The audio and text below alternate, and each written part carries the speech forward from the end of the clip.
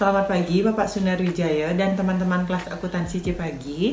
Kami dari kelompok 11 akan mempresentasikan materi mengenai penelaahan laporan audit. Sebelum itu, perkenalkan anggota kelompok kami. Yang pertama, saya Nilo Puturate Widya Stuti, absen 19, dan rekan saya Iwayan Sudiarta, absen 17. Materi yang pertama mengenai yang menelaah dan menentukan waktu penelaahan laporan audit. Penelaahan laporan. Ada 4 jenis penelaahan audit yang dapat dilakukan. Tiap penelaahan memiliki tujuan spesifik dan karakter uniknya masing-masing. 4 jenis penelaahan tersebut adalah: yang pertama, ada segmen-segmen laporan audit, yang kedua, draft laporan audit, yang ketiga, laporan audit yang telah selesai dan diterbitkan, dan yang keempat, rekomendasi-rekomendasi yang masih belum dilaksanakan. Siapa yang menelah draft laporan akan tergantung pada sifat dari jenis penelaahan laporan itu sendiri dan pada minat atau kepentingan dari tiap-tiap manajer dan eksekutif. Menentukan waktu penelaahan. Pastinya jika jumlah penelaahan yang dilakukan semakin banyak, maka akan semakin lama penundaan yang terjadi dalam penerbitan laporan final. Kenyataan ini menempatkan auditor pada satu dilema, di mana di satu sisi mereka menginginkan untuk memberikan kesempatan kepada seluruh pihak yang memiliki kepentingan melakukan penelaahan atas draft laporan. Dan di sisi lain, mereka menyadari perlunya dilakukan pelaporan secara tepat waktu. Daftar dari penelaahan draft hendaknya dimulai oleh mereka yang sangat terlibat atau terpengaruh oleh laporan. Selanjutnya, draft tersebut dapat digandakan dan dikirim ke pihak-pihak lain yang berkepentingan untuk melakukan penelaahan. Memo pengiriman hendaknya menjelaskan isi laporan, mengidentifikasikan siapa-siapa saja yang telah menelahnya, termasuk penawaran untuk melakukan penelaahan tersebut secara langsung, serta menetapkan tanggal pengembaliannya. Materi yang kedua ada penelaahan laporan audit secara bersama dan rapat penelaahan. Penelaahan laporan audit secara bersama memiliki unsur-unsur penelaahan audit secara bersama akan meliputi: yang pertama, operasi yang sedang diaudit, yang kedua, pejabat-pejabat yang bertanggung jawab, yang ketiga, penghubung audit, dan yang keempat, tanggal audit dimulai, yang kelima, tanggal permintaan dilakukannya penelaahan ini, yang keenam, rincian temuan yang terdiri dari kriteria yang digunakan, kondisi yang ditemukan, penyebab, dampak, dan rekomendasi, dan yang ketujuh ada auditor ketua yang dimana kepada siapa jawaban sebaiknya dilamatkan. Berikutnya, rapat penelaahan. Rapat ini adalah milik auditor. Auditor dapat menentukan arah dari rapat. Ada beberapa hal yang dapat dipertimbangkan dalam menyiapkan suasana secara lisan, yaitu: yang pertama, lingkup pemeriksaan, yang kedua, tingkat signifikan dari permasalahan yang ditelah, yang ketiga, pemahaman atas kesulitan-kesulitan yang dihadapi oleh klien dalam melaksanakan tanggung jawab.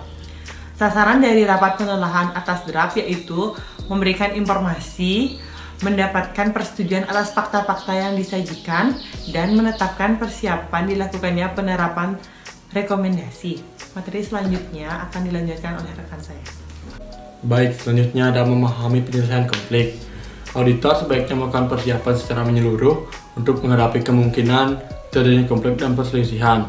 Harus mampu memberikan informasi, mendukung fakta, dan memperkuat temuannya tanpa kesulitan atau penundaan. Berikut adalah alasan lain mengapa dapat terjadinya perselisihan dan konflik. Alasan ini berhubungan dengan aspek dari perubahan, yaitu: yang pertama, merasa khawatir akan dampak negatif yang mungkin timbul akibat rekomendasi yang diberikan. Yang kedua, merasa khawatir akan terjadinya dislokasi dan kekacauan birokrasi yang akan disebabkan oleh kepatuhan terhadap rekomendasi.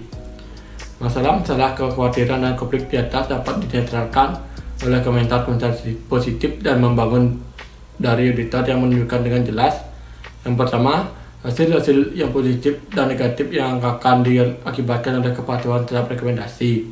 Yang kedua, perubahan-perubahan spesifik yang dibutuhkan untuk melaksanakan rekomendasi dan bagaimana hal tersebut dapat memberikan dampak kepada klien.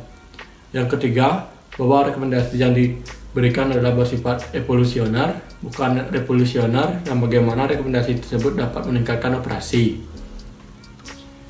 Selanjutnya adalah mendapatkan penerimaan untuk rekomendasi yang diajukan. Metode kending adalah adalah menerbitkan laporan dengan mencantumkan temuan audit tetapi tanpa memberikan rekomendasinya. Kedik menyarankan sebuah metode menarik yang dapat meringankan konflik-konflik yang sering kali menyertai rekomendasi auditor untuk melakukan tindakan perbaikan. Pada saat menerima rekomendasi, auditor selanjutnya memiliki hak untuk mengevaluasi pendekatan yang direkomendasikan dan menyetujui atau menolaknya. Jika auditor menolak sebuah rekomendasi, maka mereka harus memberikan penjelasan mengapa mereka berargumen tindakan rekomendasi tersebut adalah tindakan relevan, tidak dapat atau tidak layak untuk dilaksanakan. Berikutnya ada rekomendasi yang berkualitas. Dasar dari kerja audit yang efektif adalah rekomendasi-rekomendasi yang jika diimplementasikan dengan benar dapat mencapai hasil yang ditetapkan dan bermanfaat.